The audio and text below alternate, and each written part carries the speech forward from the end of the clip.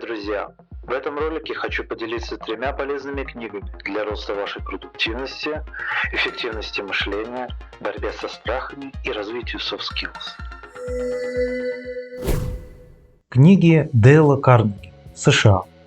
Именно с книг автора я начал интересоваться еще в юности темой развития социальных навыков общения.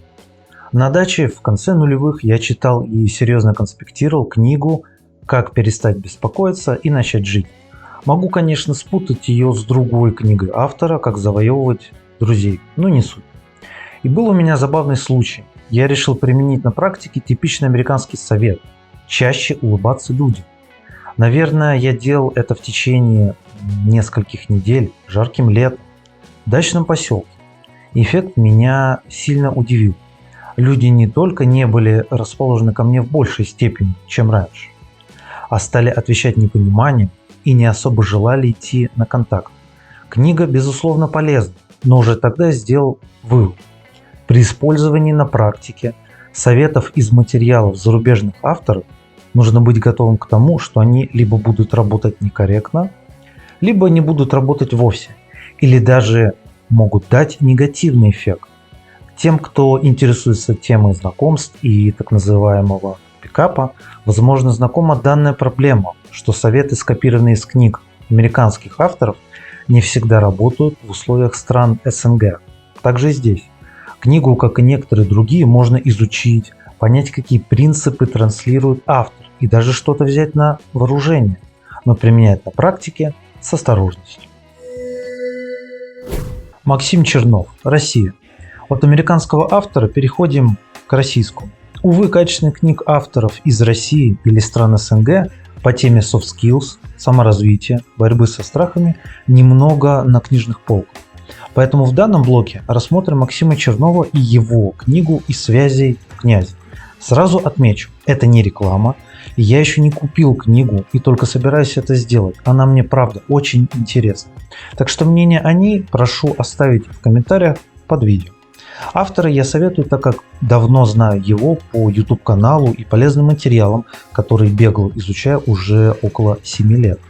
Так что можете изучить его YouTube канал, но отнеситесь к его советам с долей скепсиса. Главное, постарайтесь все проверить на практике. Максим делает акцент на особенности российского восприятия самого процесса коммуникации, и он отмечает важное отличие от зарубежного процесса нетворкинга – закрытость и скованность наших людей. Это всегда стоит учитывать в процессе налаживания связей в России и соседних странах. Книгу можно изучить как современное издание по теме с учетом российских и постсоветских реалий. Также добавлю, что на моем канале вышел ролик по теме нетворкинга на постсоветском пространстве. Там масса полезных мыслей. Ссылка в описании. Книги Владимира Леви. СССР. Россия. Книга психолога Владимира Леви «Приручение страха» сильно помогла мне во времена студенческой юности. Сразу оговорюсь, она посвящена исключительно борьбе со страхами, а не какой-либо другой теме. Идеи книги станут базисом для борьбы со страхом, например, знакомств, публичных выступлений, налаживания связи, а также других страхов. Моя личная история такая. На 3-м курсе технического вуза я утомил нашего лектора с темой холодильной установки стиральника. Инженеры, кто в теме, конечно, поймут о чем.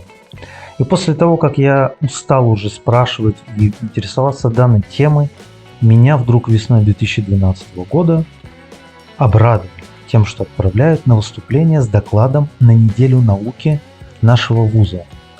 Страху было, как говорится в русском языке, полные штаны. Почти неделю я думал, дать ли задний, отказаться или нет, так как дико боялся публичных выступлений, немного заикался с детства и долго оставался неуверенным в себе. Но либо отец мне посоветовал книги автора то ли дома или в магазине старой книги, они мне попались на глаза. После прочтения я влюбился в эту книгу. Она мне помогла в борьбе со страхом выступлений. Я даже завоевал внимание и уважение некоторых старшекурсников, а также заслужил диплом 1-й степени за выступление. Книги автора, как говорится, испытало время. А данная книга обязательно к прочтению и использованию. Это прям мой личный вам совет. Итак, друзья, время ролика закончилось. Если вам нравится мой труд, пожалуйста, подпишитесь здесь, на Рутуб, пересылайте контент друзьям. С вами был Развиватор. И помните, в темные времена решает светлая голова.